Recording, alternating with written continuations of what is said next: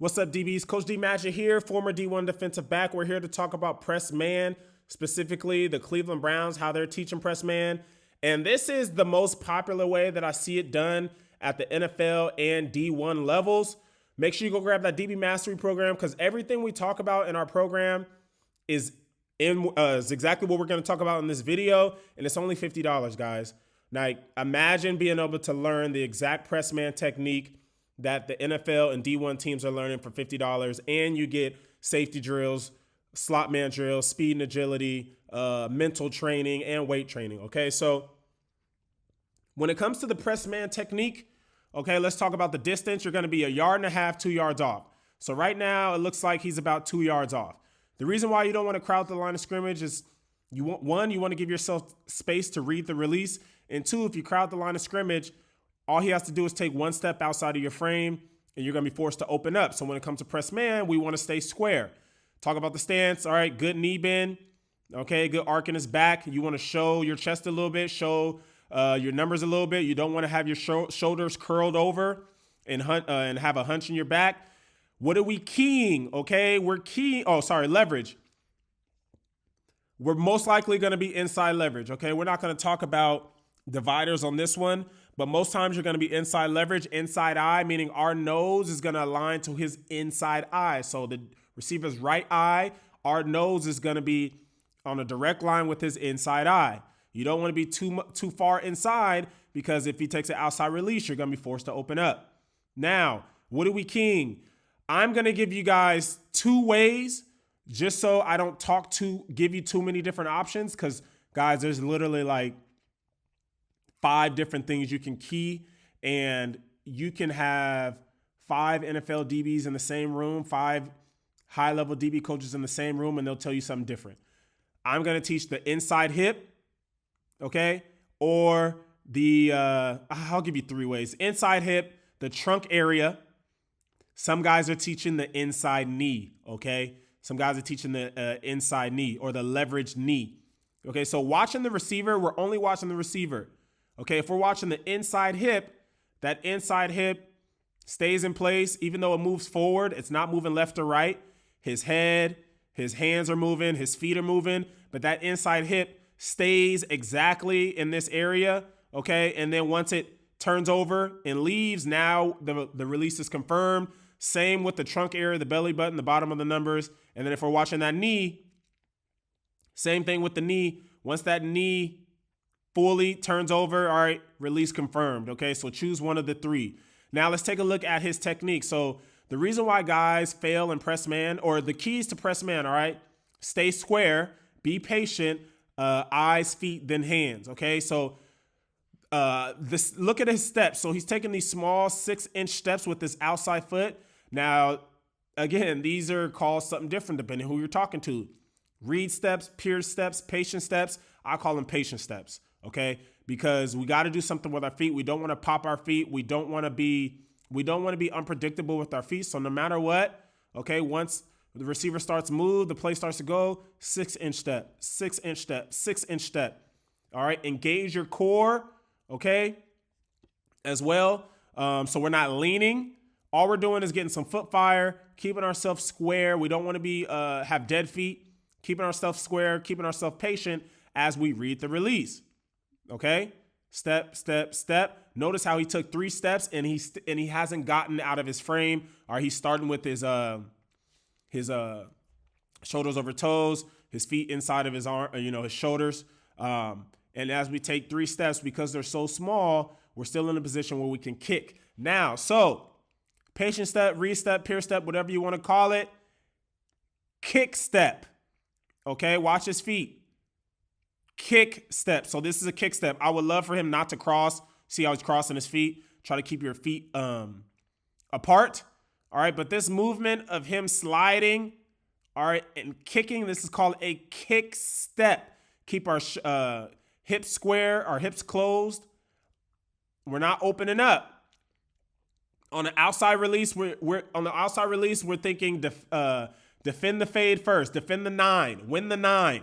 Okay, the 9 route on the route tree. Okay, so we talked about the stance, the eyes, the patient steps, the read steps, the peer steps. Outside release, we want to kick to lead position. Lead position meaning we are on top specifically. Our inside pad is in the middle of his chest.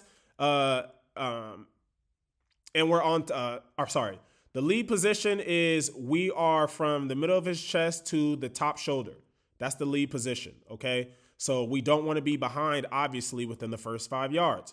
So we talked about the first 5 yards. The first 5 yards are eyes, feet, and hands. Patient steps, good eyes, all right?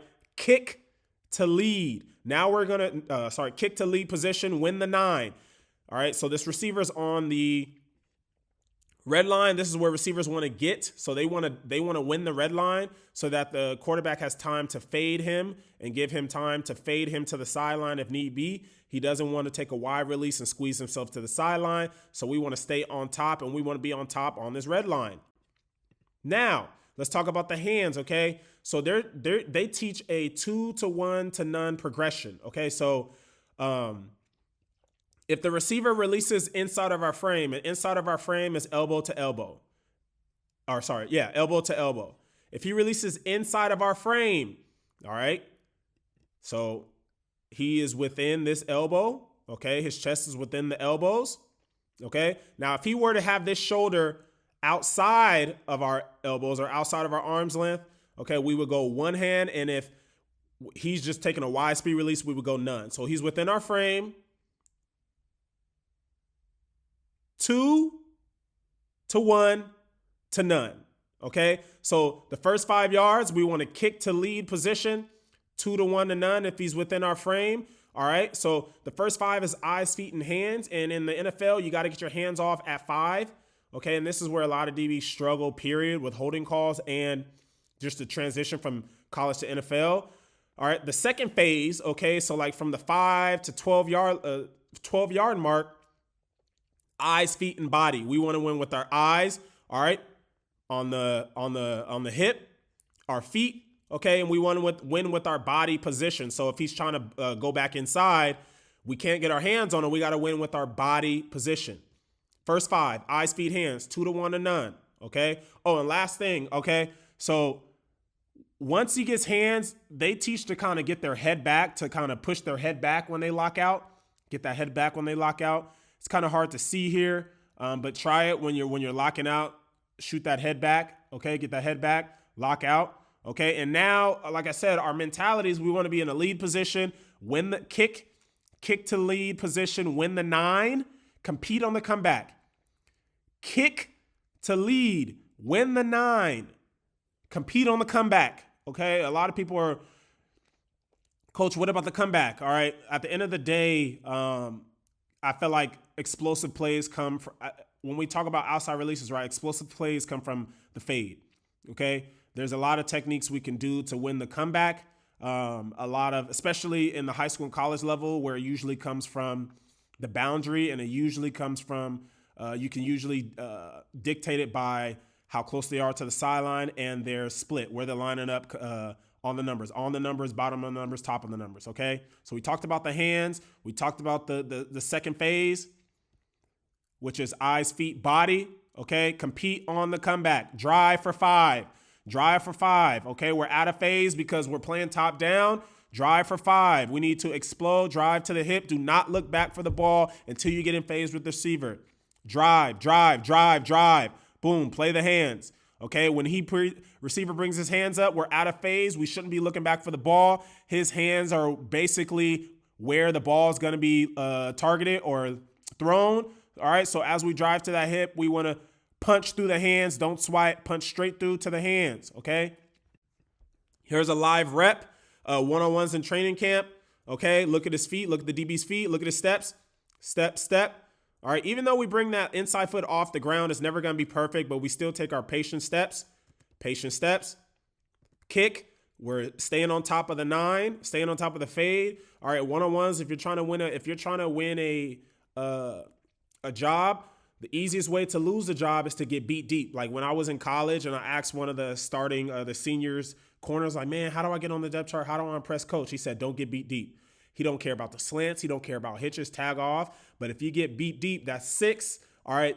6 and explosive plays will get him fired. Don't get beat deep. So that's the mentality that a lot of these coaches are teaching. They're not going to win games off slants, hitches, and comebacks. Win the fade, win the 9, compete on the comeback. Again, reset, kick, stay on top. Boom. Those hips snap down. We snap, drive, compete on the comeback. Great competition. All right. Again, let's play it one more time. Good. Stay on top. Drive, compete. All right. And that ball has to be dang near perfect, out and away.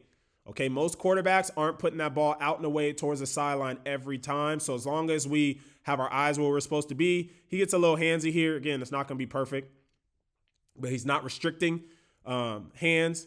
He has his hands on him. Sink the hips. All right, we get our hands off. We're not restricting. Drive. We're in phase right away. We know we're in phase. There's no space between us and the receiver, so we can get our eyes back early. Continue to drive. Continue to work. Step in front. Is that a pick? Oh, he picked that off. That's crazy. I didn't know he picked it off. Great play. Okay, so that is the second phase. So from 5 to 12 yards. Honestly, well, yeah. So the comeback, right? So the comeback, you guys, if you play receiver, you know the comeback's coming around 15 yards. So I would say from the 5 yards to 18 yards, we should have our eyes down at the hip, and we should be anticipating, and we should be ready, I would say, for the comeback and the back shoulder fade. Because if we're always playing from a lead position, okay, even if I'm trying to run a fade, okay, a good quarterback's going to back shoulder it. Once we get past that 18-yard mark, we can turn, cut off, and locate the football over our shoulder. Okay, so let's see where he breaks his comeback at. Usually, if you guys are providing good pressure at the line of scrimmage, they'll cut it short. So it might be 12, and then they'll like take a million steps to get to 15. It might be at 15, but it's around that 15-yard range where they're going to break that comeback off. 5, 10.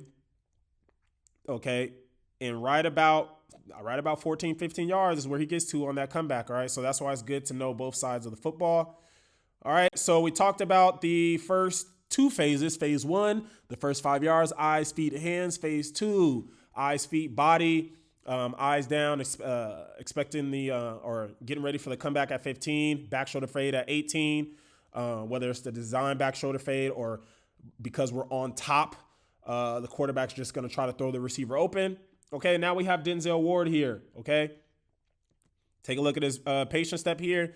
When we take our first step, the receiver is already releasing. Step out or lateral outside step. All right, kick to stay on top, lead position. All right, we get the stutter.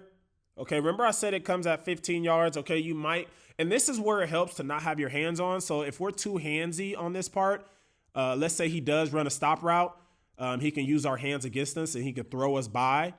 Okay, but good job staying disciplined, keeping his eyes disciplined. He drops his hips, we drop our hips, but we're still in a lead position. And a lot of guys will do this, right? So if you're on top and they know that I'm trying to get to the fade, this might not be a design stutter and go. Okay, he might be like, okay, if I continue to just run, he's going to be on top. He's going to cap the route. So let me try to throw a little wrinkle in there, get him to stop his feet, and then I can try to outrun him here. So it could be a design back show, or it could be a design stutter, but a lot of times they're just trying to break your rhythm if they know we're on top, we're in a lead position. But everything's good here, good eye discipline. All right, now that we know it's a stutter and go, all right, or it's going to be a fade, he's going vertical. All right, now we're looking to continue to squeeze. All right, get into that hip pocket.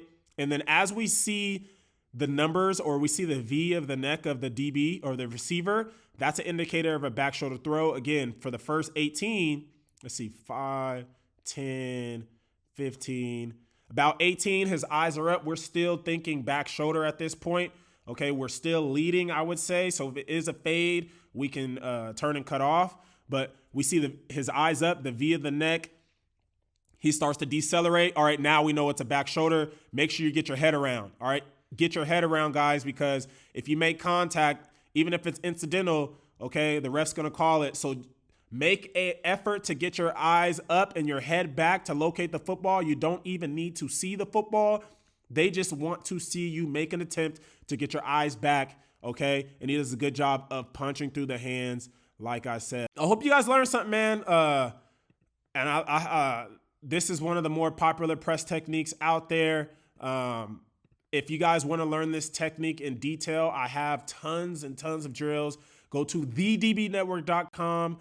Over 100 press man drills, NFL in D1. I hope you learned something, guys.